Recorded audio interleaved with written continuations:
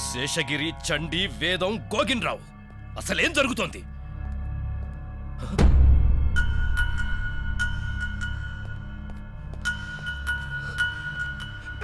నాన్నా,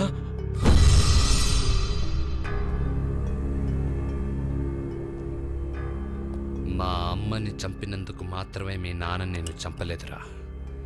నీలాంటి వాడిని కన్నందుకు, నీతో కుమ్మకైనందుకు, మా నాన్నగారు పైన అటాక్ చేసినందుకు, మా ఫ్యామిలీని ఇంతగా టార్చర్ చేసినందుకు, ఇంకా ఎన్నెన్నో కారణాల వల్ల.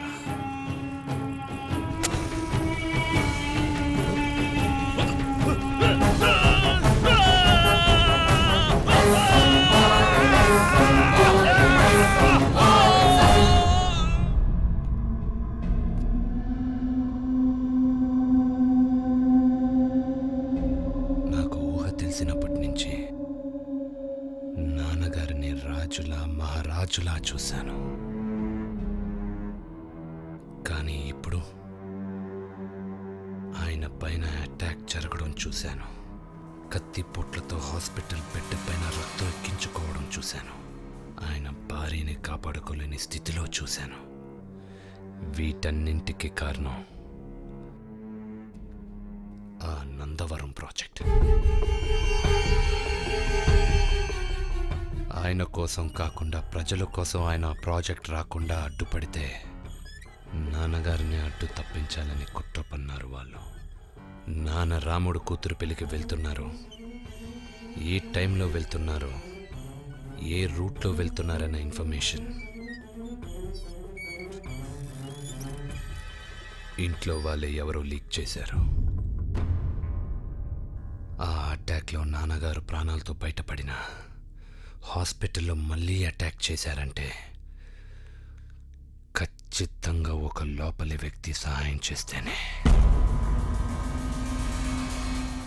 17 గంటల హాస్పిటల్ సీసీటీవీ ఫుటేజ్ చూసిన తర్వాత నాకు తెలిసిందే ఆ రూమ్లోకి ఆరెంజెస్ తప్ప ఏవీ వెళ్ళలేదు.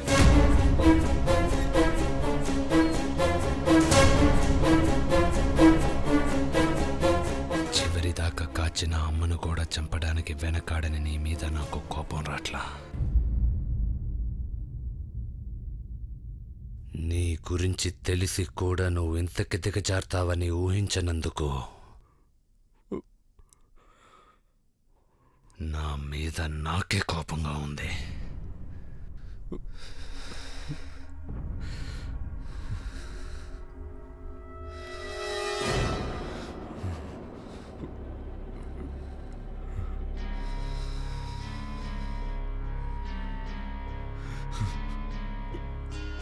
నా దృష్టిలో నువ్వు ఒక పిచ్చి కుక్కవి.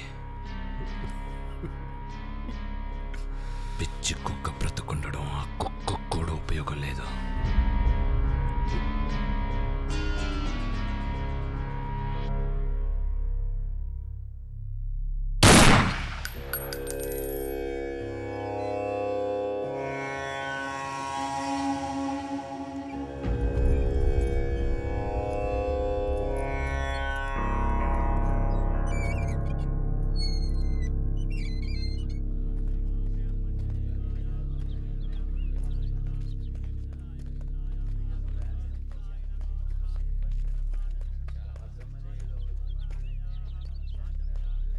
ఈ వార్త విన్నప్పుడు ఢిల్లీలో ఉన్నాను. నమ్మలేకపోయానురా. ఇలాంటి పరిస్థితుల్లో ఇంటికి రావాల్సి వస్తుందని అస్సలు అనుకోలేదు. చెల్లెమ్మని తీసుకెళ్ళి భగవంతుడు నీకు చాలా అన్యాయం చేశాడురా. దీనికి కారణమైన ఎవడైనా సరే దొరుకుతాడురా. దొరికాడురా. దొరికాడా? ఎవడ్రా వాడు?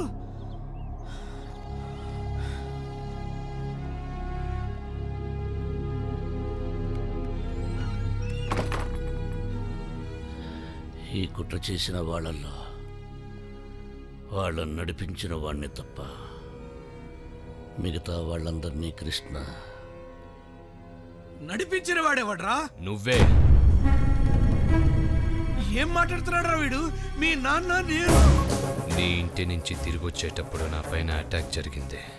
జరిగితే నేను నీ ఇంటికి వస్తున్నట్టు నీకు తప్ప ఎవ్వరికీ తెలీదు.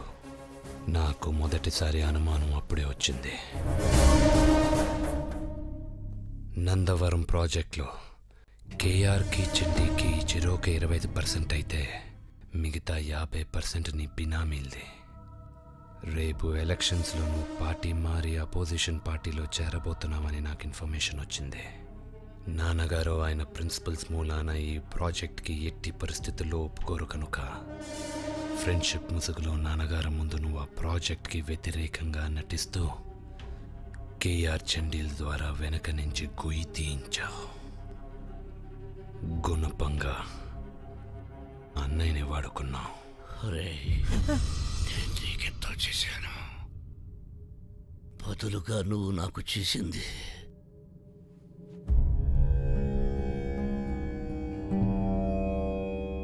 దీనికంతటికీ కారణమైన మిమ్మల్ందరినీ తనే చంపుతానని నా కొడుకు డిమాండ్ చేశాడు. కానీ నేను వాడిని రిక్వెస్ట్ చేసి నిన్ను చంపే పని మాత్రం నేను తీసుకున్నాను.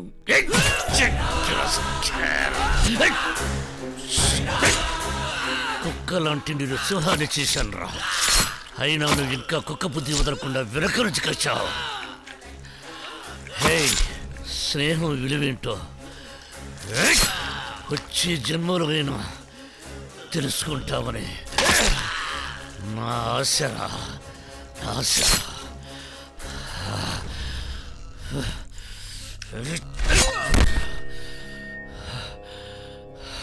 నీ రీబర్త్కి నా బెస్ట్ విషెస్. నాన్న, మీరెళ్ళి కార్యక్రమం చూడండి, మిగతా విషయాలు నేను చూసుకుంటా.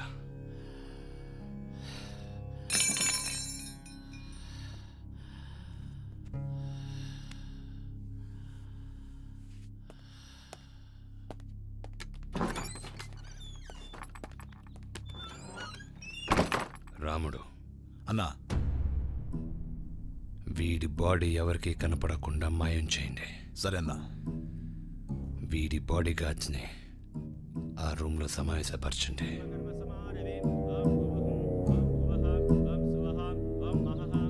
బాడీ గార్డ్ల ధర్మం బ్రతుకున్న వాడిని రక్షించడానికి ట్రై చేయడమే కానీ చనిపోయేవాడి కోసం ప్రాణాలు ఇవ్వడం కాదు. మీరు ఆనందరావుకి తమ్ముళ్ళు కాదు, బిడ్డలు కాదు, కేవలం చిత్తగాలు. నేను వాడికన్నా 20 పైసలు ఎక్కువ ఇస్తా. నా దగ్గర చేరండి.